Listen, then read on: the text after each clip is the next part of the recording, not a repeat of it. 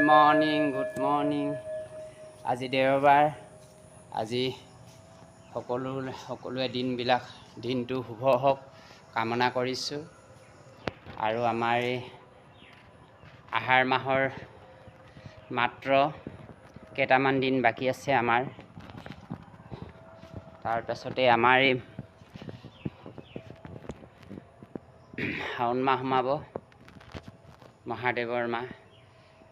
আমাৰ এই নাম হ'ব আৰু সকলোৱে দিনবিলাক সুখময় হওক।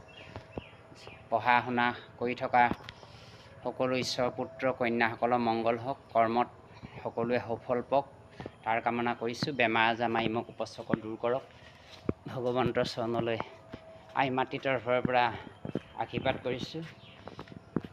শ্ৰী বিষ্ণু নাৰায়ণে যাতে সকলোকে ভগৱন্তৰ মহাদেৱ পাৰ্বতীয়ে উদ্ধাৰ কৰে তাৰ কামনা কৰিছোঁ। কৃষ্ণ।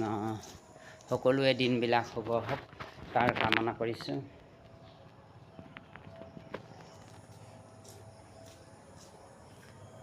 কৃষ্ণ কৃষ্ণ। সকলোৱে ভাল হওক। আৰু আমাৰ অহা শনিবাৰৰ পৰা আমাৰ প্ৰতি বছৰে শাওণত সম্পূৰ্ণ হিচাপে নাম হ'ব। বলবম মহাদেৱৰ নাম হ'ব, ভগৱন্ত আই মাতৃ নাম হ'ব, আই নাম হ'ব। আৰু ভাদৰ 1 তাৰিখৰ পৰা আকৌ পুনৰ সন্ধিয়াৰ ভাগৱত পাঠ হ'ব মাহজুৰি।